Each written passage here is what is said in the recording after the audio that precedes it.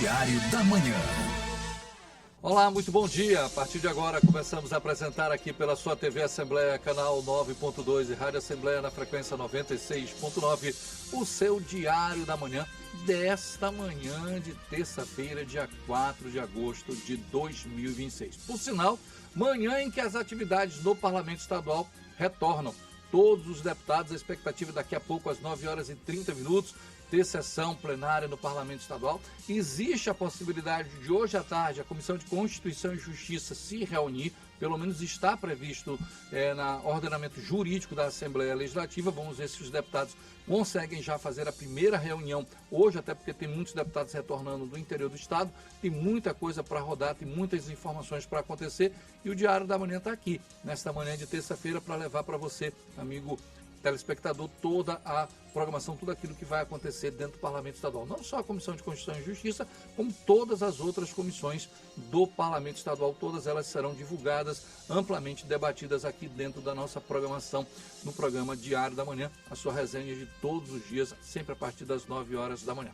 Vamos dar prosseguimento ao nosso programa Diário da Manhã. Nós já temos uma repórter posicionada no plenário do Poder Legislativo Estadual, a repórter Sâmia Stephanie Souza está lá presente. Stephanie, bom dia, prazer falar contigo.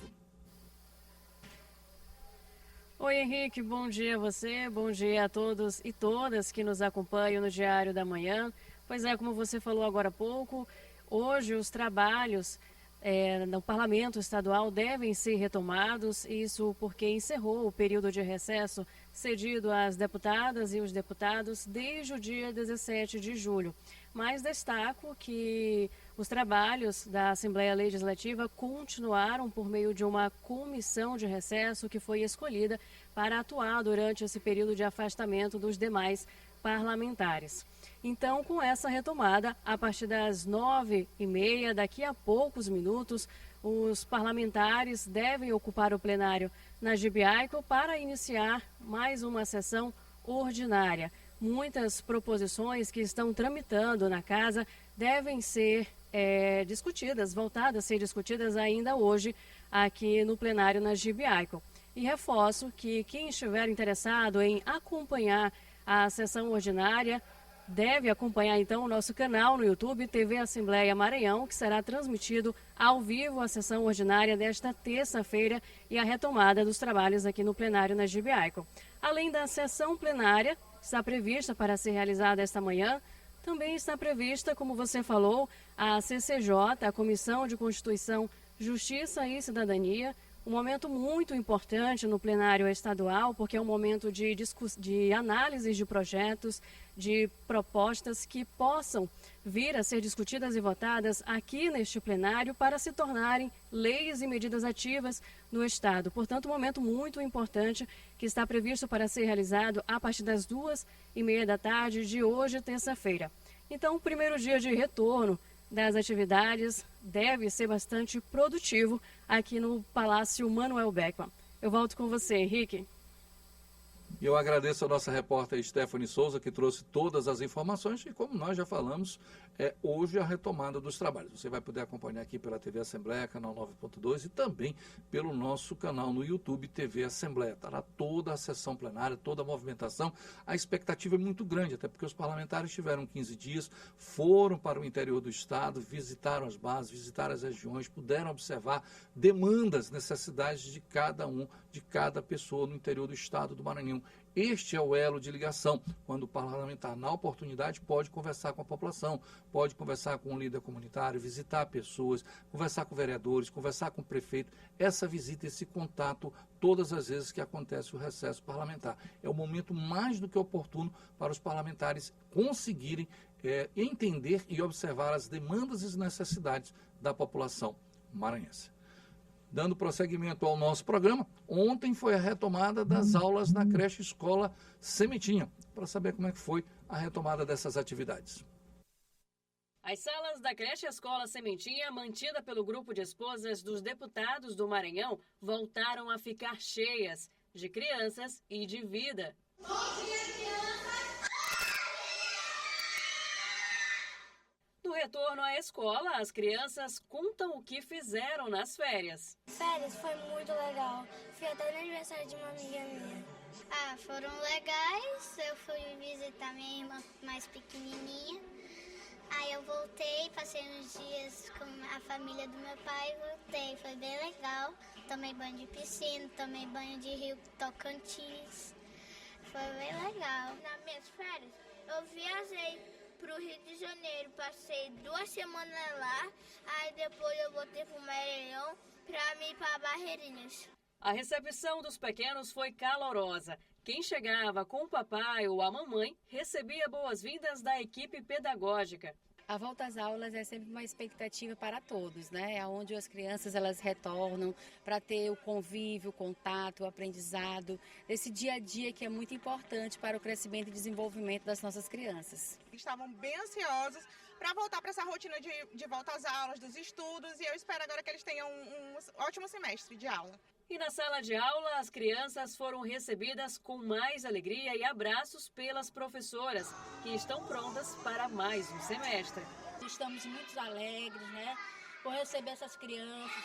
Vai ser um prazer reconstruir novamente as ideias deles, eles descobrirem, fazermos trocas, interagirmos dentro de sala de aula. Então vai ser um prazer. Cantoria e fantoche também animaram os pequeninos do maternal.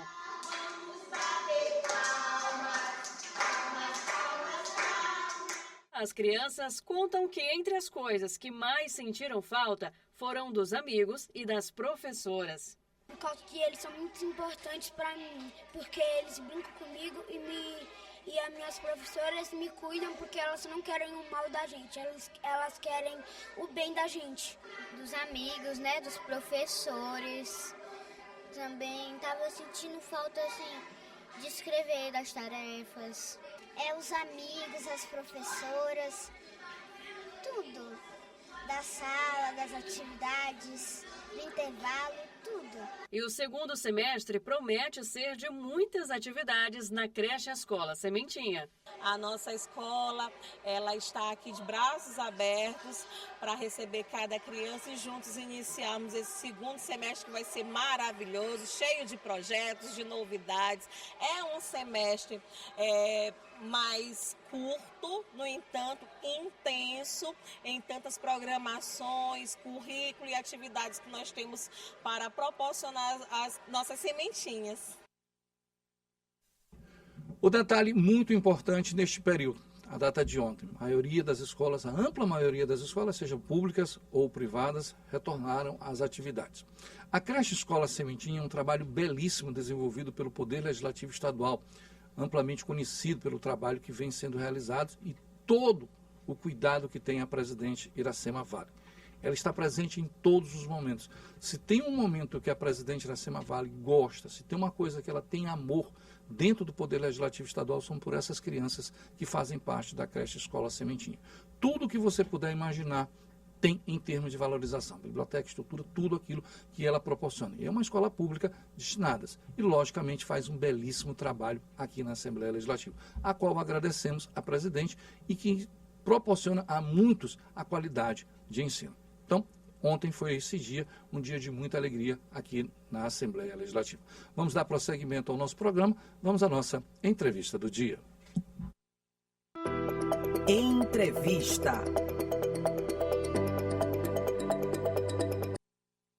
Já está aqui conosco dentro dos estúdios da TV Assembleia Canal 9.2 e da Rádio Assembleia na frequência 96.9, a nossa entrevistada, a professora Márcia Montenegro. Ela está aqui conosco, ela é escritora, agente cultural, e vem falar de um assunto importantíssimo, que é a valorização do escritor maranhense na educação básica. Professora, muito obrigado por estar aqui conosco. Me permita lhe chamar de professora, porque o escritor Fique sempre à vontade. Muito obrigado. Um tema importantíssimo, né? Nós precisamos, que é Casa de Ferreira, Espeto de Pau. A gente não dá valor aqui a nós e tem tanta coisa boa. Bom dia, prazer recebê-lo aqui na TV Assembleia. Bom dia, o prazer é meu. Bom dia a todos que nos ouvem aqui na Rádio Assembleia, no programa Diário da Manhã. Henrique Pereira, obrigada pelo convite. Então, é um problema urgente, é um problema que deve ser enfrentado.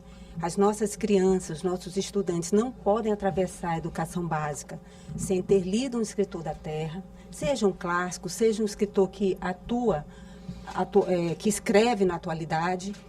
Como escritora, então, eu verificando essa problemática, eu vi que era necessário que se editassem leis que instituíssem uma política de valorização, Henrique, do escritor maranhense. Então, como a minha formação também é jurídica, eu elaborei minutas, ou seja, anteprojetos de lei, para que fossem publicizados. Estamos em busca de parlamentares, de proponentes para assinar, claro, e fazer as devidas alterações, não é? Porque quem assina o texto é responsável por ele.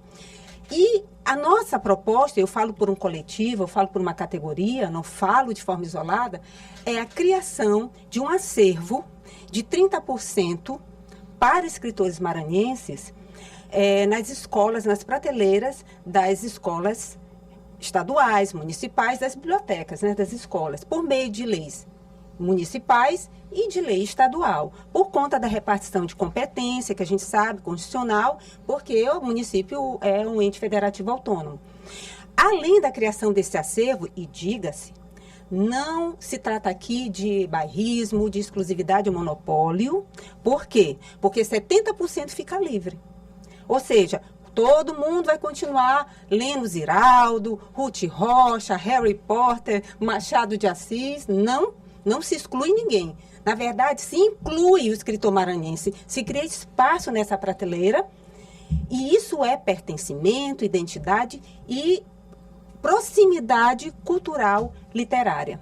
Além desses 30%, a proposta apresentada, né, é que seja criado o selo Escola Leitora para incentivar escolas particulares a também seguir no mesmo caminho, porque não se pode forçar uma escola particular a adotar este ou aquele livro, por conta da independência de ensino e da pluralidade pedagógica, são princípios constitucionais, certo? Mas se pode incentivar e se deve incentivar. Então, esse selo é um reconhecimento honorífico, é uma credencial, uma distinção que o Estado dá para a escola que adota escritores maranhenses nas suas bibliotecas. E, por fim, a criação de um catálogo de escritores maranhenses. Esse catálogo é formado por chamamento público, é edital. Claro que os pormenores ficam para o poder regulamentar do executivo. E as entidades, as academias, as editoras, então, elas se apresentam para criar esse catálogo. E aí eu faço uma observação importante, Henrique. Não basta ser escritor maranhense para ter o seu livro no catálogo. É necessário seguir critérios de qualidade.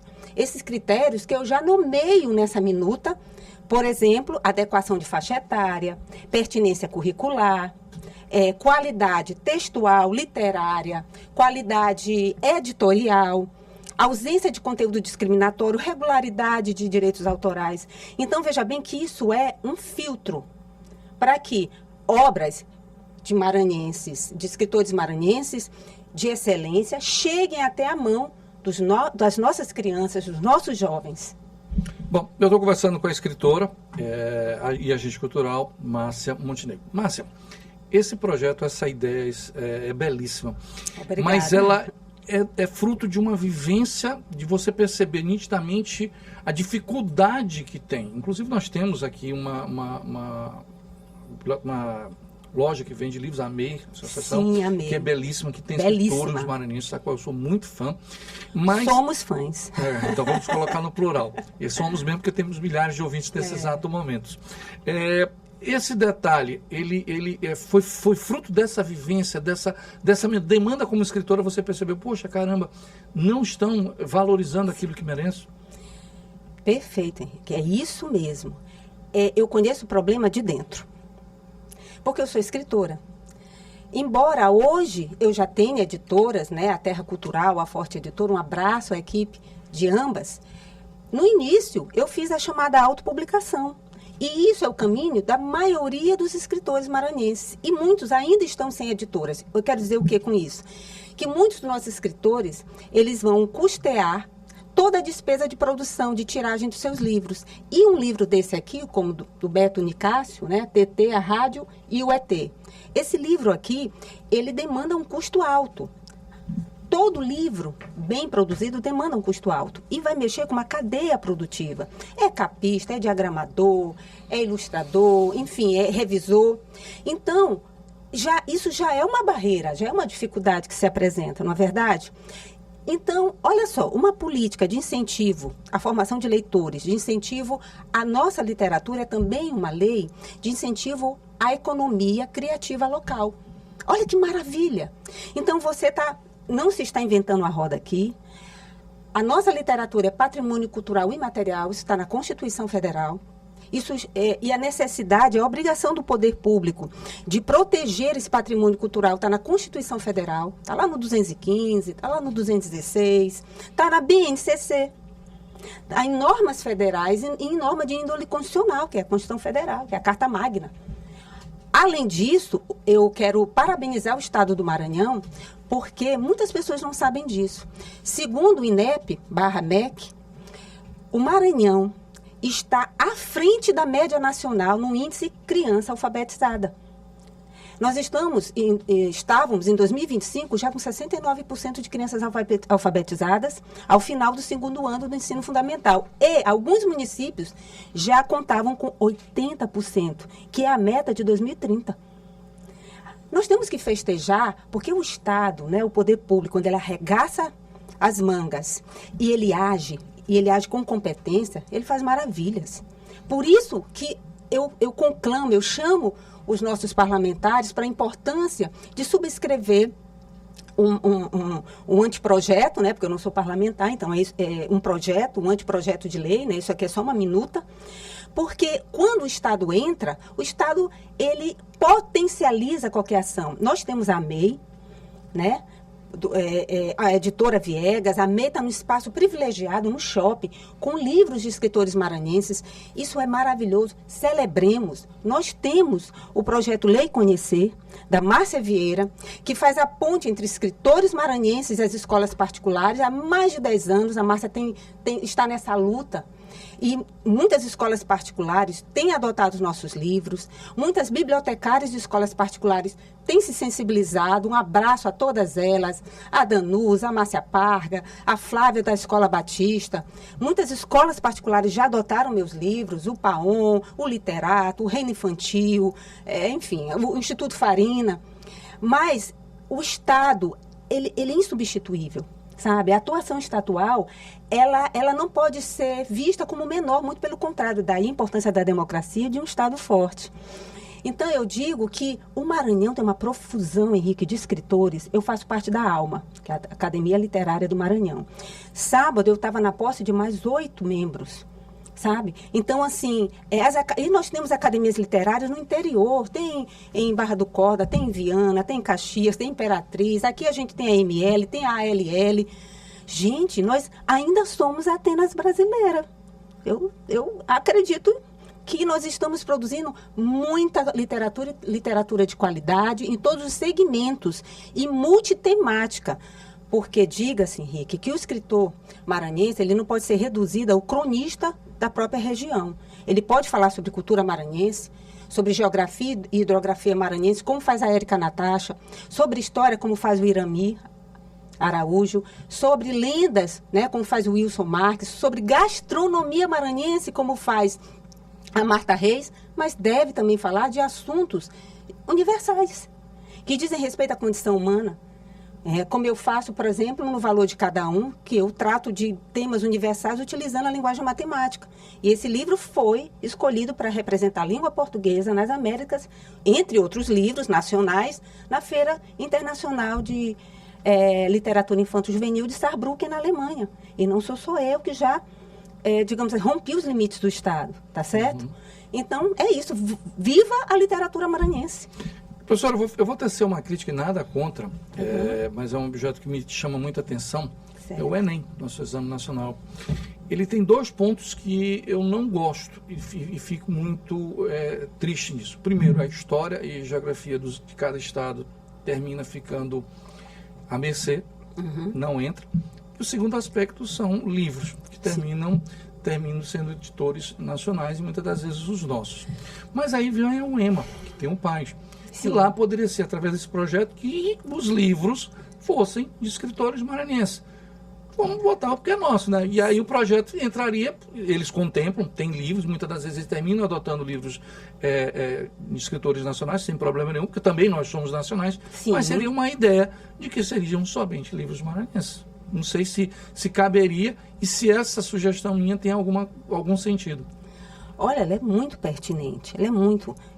nós temos que conhecer a nossa história, a nossa geografia, a nossa cultura, porque quem não sabe de onde vem, não sabe para onde vai, nem o que vai levar para onde vai. Não é verdade? Verdade? Isso não significa que a gente vai parar de ler escritores nacionais e internacionais. Eu volto a dizer, isso não é exclusão. Isso é inclusão da produção local. Então, nós temos material, nós temos escritores, nós temos livros e temos excelência para isso. Então, material nós temos.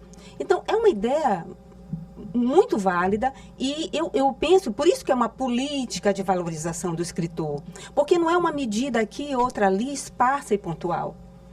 É uma cadeia sistemática de ideias e que vão se unindo com quem já faz hoje em dia, quem já trabalha nesse sentido, como eu falei, amei o projeto Lei Conhecer, enfim, nossas bibliotecárias maravilhosas, para que a nossa escrita, porque eu vou te dizer uma coisa, quando um livro meu é dotado numa escola, eu vou lá. Eu participo da culminância do projeto literário. Sabe o que acontece? Os olhinhos das crianças brilham. Já teve criança emocionada, chorando, porque não estava esperando, na hora de aprender, uma escola maravilhosa, que todo ano adota livros de escritores maranhenses, une forças com o projeto Lei Conhecer e leva os escritores maranhenses e faz uma culminância, que é uma verdadeira festa. Sabe, de tirar o chapéu, né?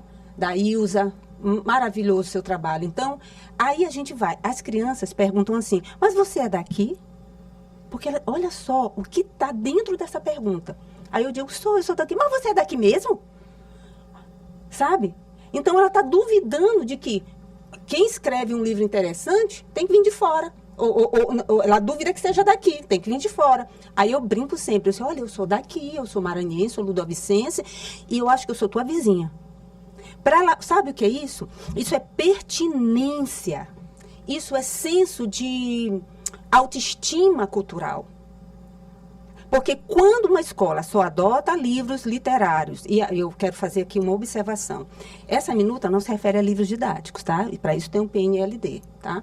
E também existe o PNLD literário, que também não implica em exclusividade. Então, são medidas que caminham juntas, tá? Então, voltando ao que eu estava dizendo, quando uma escola particular, ela só adota livros paradidáticos, como na minha infância, na minha meninice, eu lia só livros paradidáticos literários de fora.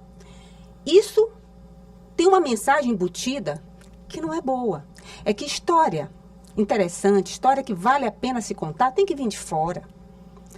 Olha só, o que isso gera na autoestima de uma criança?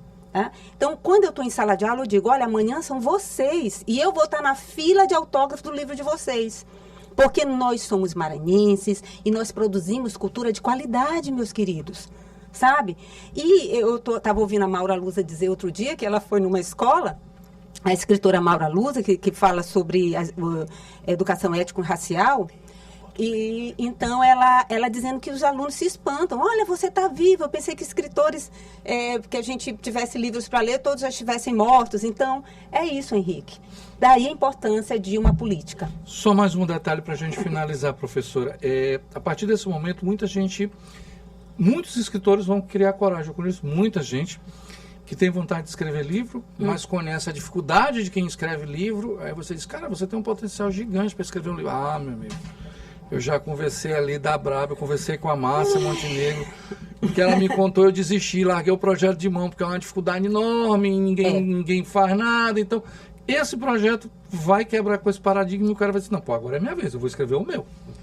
É uma ideia que pode incentivar, né? É o que eu espero que aconteça. Eu espero que esse projeto ele venha a dar apoio aos escritores maranhenses, inclusive aqueles que têm dificuldade em produzir e fazer circular seus livros.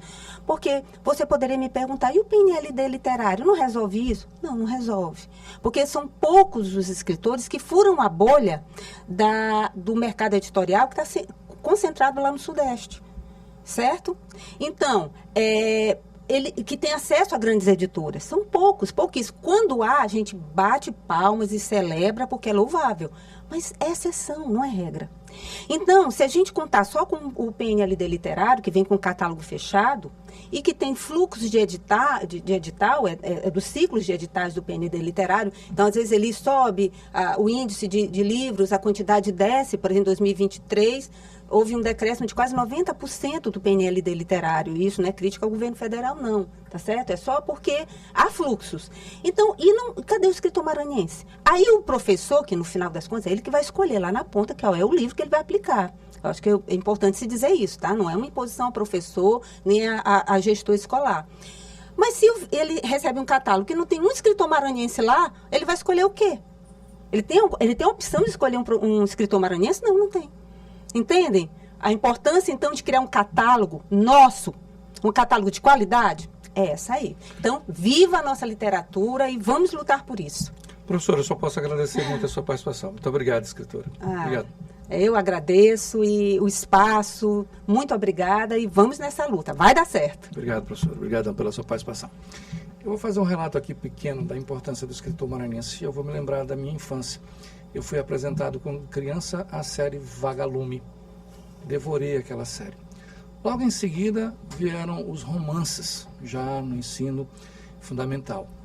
E depois eu fui aos grandes escritores nacionais. Eu fui para Jorge Amado, e aí eu já fui Clarice Lispector, José Lins do Rego, Ariano Suassuna e assim sucessivamente.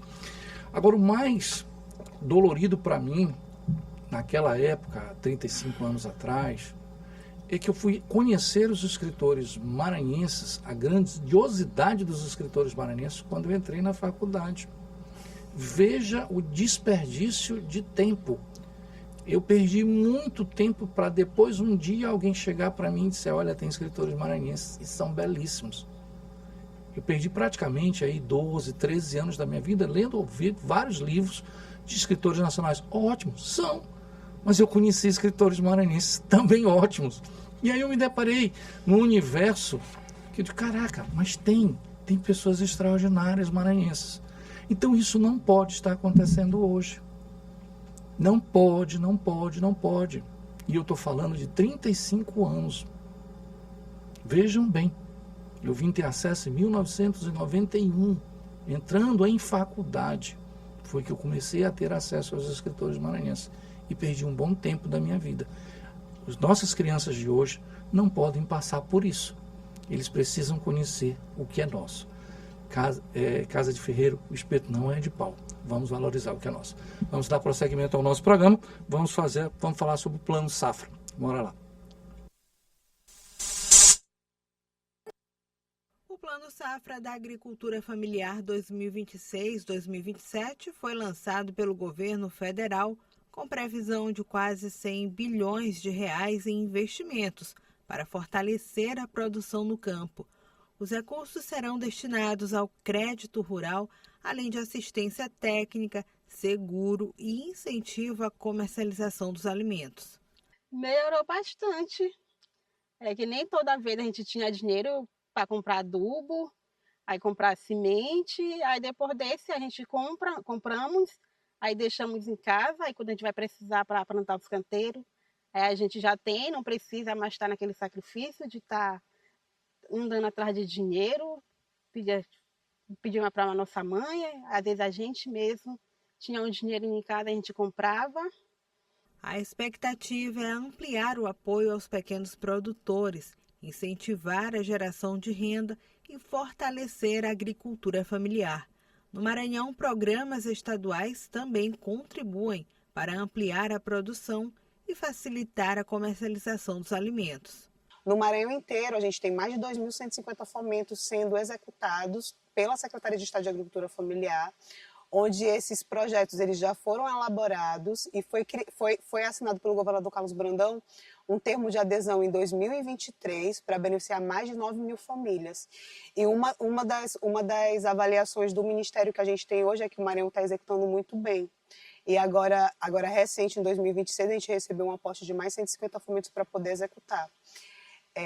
Essas famílias elas podem trabalhar o projeto rural no âmbito dos projetos que elas trabalham em segurança alimentar, para se alimentar, mas a gente já entende hoje que o fomento ele também gera renda. O novo Plano Safra entra em vigor para a safra 2026-2027 e reúne medidas voltadas ao fortalecimento da agricultura familiar em todo o país.